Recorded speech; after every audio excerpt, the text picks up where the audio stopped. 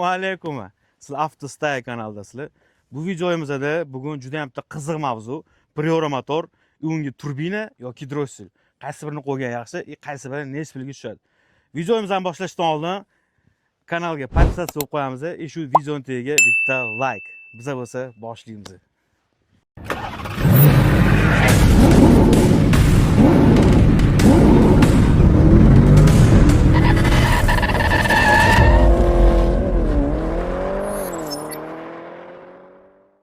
Bu videomizda bugun bizga Bahodir akam yordam beradilar. Bahodir aka, assalomu alaykum. Yaxshimisiz? Yaxshi. Bu akamni ko'pchilik taniydi. Tanimaganlar bo'lsa bugun tanishtiraman. Bu akam juda ham noodatiy proyekt yaxshi ko'radilar.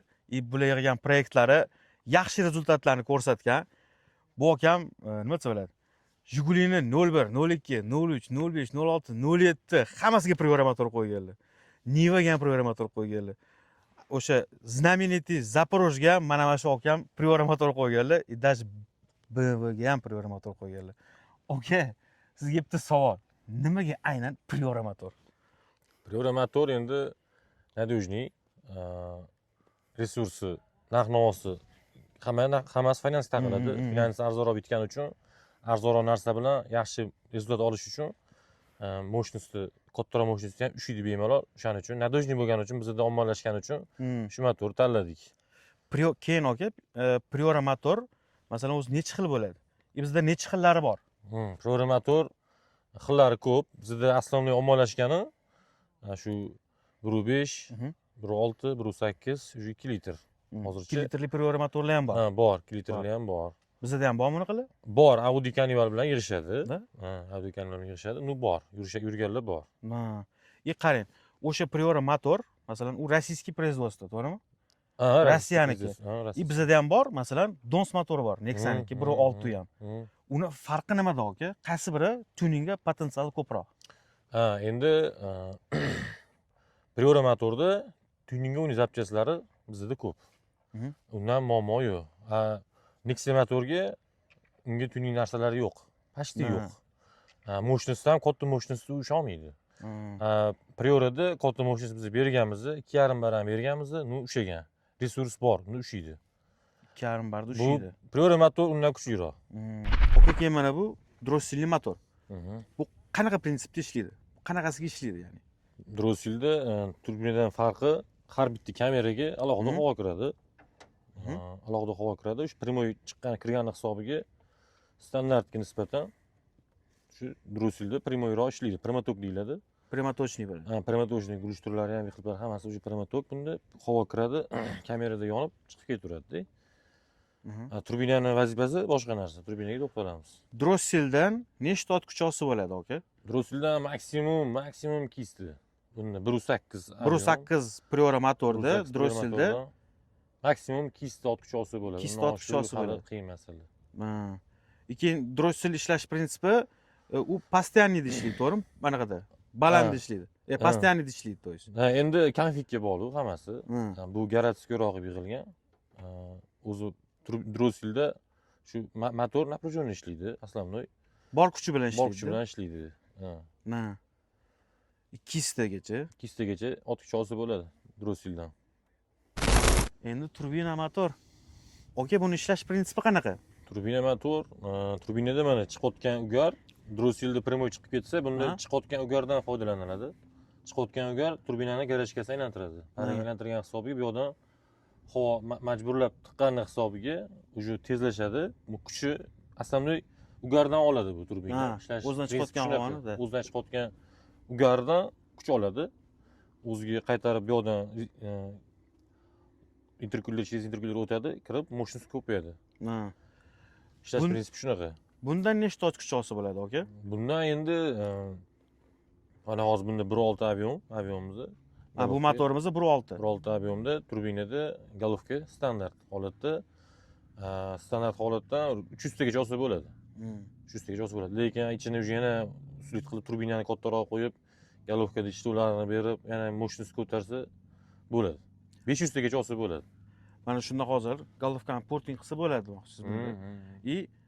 Hozir bunda TD 04 yo 05 turibdi. 05 turibdi. 05 turibdi. Masalan, buni hozir gardga almashtirsa, Oshirsa bo'ladimi yana? Oshirsa bo'ladi. Buni 1.8 ga ham qo'ysa bo'ladimi turbinani? 1.8 ga qo'ysa endi anaqa, unda 1.8 da qiynalib qoladi. Nimaga deganda 1.8 da kanal sinish xavfi ko'proq. Stepen, kompressiya ko'tarilib ketadi. Atmosferada kompressiya baland yuradi, bunda pastroq yuradi. Kompressiya ko'tarilib ketsa, poshnib ketadi.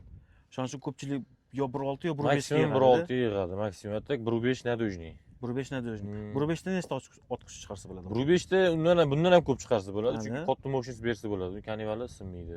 U baquvvatroq bo'ladi. Baquvvatroq bo'ladi. Da. Shahar ichiga aka qaysi birini yig'gan yaxshi? Drossilnimi yoki turbinami? Shahar ichiga turbinani ovozi pastroq. Shahar ichida turbina yaxshiroq bo'ladi.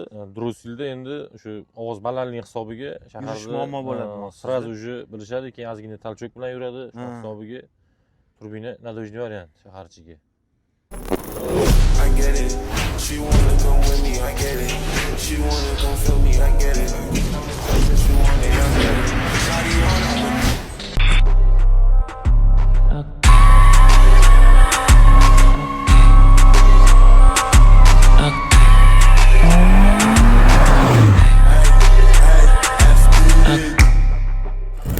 aka mana yana bitta qiziq savollardan bittasi. Stokoviy priora motor yig'ish uchun necha pul ketadi? Standart yig'ish uchun 1.6 qilib yig'aman desa, 1.5 ming o'rtacha hisobda ketadi. 1.5 ming dollar ketadi. Mashinadan tashqari motorni o'ziga $1.5 ming ketadi. Drossil bilan yig'aman desa necha pul ketadi? Drossil bilan yig'aman desa 2.5 mingdan har xil ketaveradi. 2.5 mingdan 3 minggacha boradi. Ular ham xillari bor. Darajada yig'ish kerak. Drossilni standart motorga taqib qo'ya olmaysiz. Full qilib yig'ish uchun 2.5 mingdan 3 minggacha ketadi. Videomiz hali tugamaganga o'xshaydi bundan keyin, a?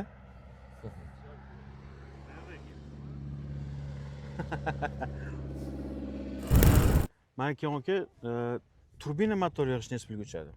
Turbina motor 3 mingdan boshlanadi. 3 ming dollardan boshlanadi, tepaga qarab ketaveradi.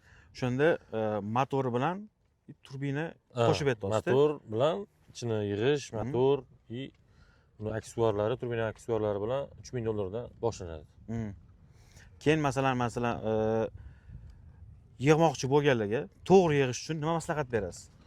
Yig'moqchi bo'lganlarga, turbina yig'moqchi bo'lganlarga aslamnoy ichini nadojniy qilib yig'ish kerak. Stepenlarni yaxshilab o'lchash kerak. O'shani o'zini moshnisi ushlab berish kerak. Motorni turbina aylantirib oladi o'zi. Ichini nadojniy qilib yig'ish kerak и birinchi o'rinda elektrikaga e'tibor berish kerak. Elektrika yaxshi ishlamasa, motor charchab yuradi. Shunaqa. Drossilnigacha aka? Drossilniga ham shu stepenlarni to'g'rilab, perkitalarni to'g'ri qo'yib, yaxshi nastroyka, zajganlarni to'g'ri qo'yish kerak. Bu ham o'ziga yarasha yaxshi yuradi. Yaxshi yursa bo'ladi. Yaxshi yursa bo'ladi. Keyin bitta gap aytmasak bo'lmaydi. Bunaqa mashinalarni yig'ib olib, ko'chalarga chiqib, shahar ichida gonkalar uyushtirish, poygalar uyushtirishni biz ma'qullamaymiz. Bu narsani biz noto'g'ri deymiz. Chunki ko'ryapmiz, yosh bolalar bunaqa narsalar yig'ib olib, motorlarni yig'ib olib, mashina upravlat qila olmay invalid bo'lib qolishlar, o'lim darajasigacha borayotganlarni ko'ryapmiz. Shuning uchun ehtiyotlik davr talabi. Bu narsani biz qattiq qoralaymiz. Biz bu narsaga yo'q deymiz. To'g'rimi aka? To'g'ri. Bizga ham shu birinchi kelgan bolalarga yig'ib bering deb kelsa, обязательно tushuntirib aytamiz. Ko'chada har xil truklar qilmay, to'polon qilmasdan yurishlikni maslahat beramiz и o'zidan o'sha bolaning stajini tekshiriladi, baribir necha yillik shofyor. Uning o'zidan o'zi unga bir 200-300 sotuvchi mashinani yig'ib bera olmaymiz. Hamma tomonni hisobga olib, biz ham harakat qilamiz. Endi o'sha ham qiziqishi bor, o'zini bosib olgan bolaga yig'ib beramiz. Agar bunaqa narsalarga, masalan, avtosportlarga qiziqishinglar bo'lsa, agar mashinanglar bo'lsa, yig'dirsanglar, yig'moqchi bo'lsanglar kelajakda yoki bemalol mana uzun mana shunaqa trassalar bor, Piskentda trassa bor. Bemalol shu yoqqa chiqib, mashinalarni kuchini, potensialini, o'zinglarni, masalan, jazdilarni bemalol qondirsanglar bo'ladi. To'g'rimi aka? To'g'ri. Shahar ichida har xil pamix berib, mashinalarga o'zligini ko'rsatib, unaqa narsa kerak. Birovlarni ham, o'zinglarni ham hayotinglarni xavf ostiga qo'ymanglar. Bor gapimiz shu. Aka, sizga kattakon rahmat aytib qolaman. Sizlar ham ishingizga rivoj, omadinglarni bersin. Rahmat. Avtosportga qo'shayotgan hissalaringiz uchun aka kattakon rahmat. Bu akaning proyektlari hali tugamagan, hali zo'r proyektlar va bundan keyingi videoda ko'rasizlar. Bemalol olib chiqamiz, xudo xolasa. Uni faqat Avtostay kanalida eksklyuziv ko'rishingiz mumkin. Bu hali video tugamagan. Videoning hali davomi. Hammaga polniy bak. Assalomu alaykum.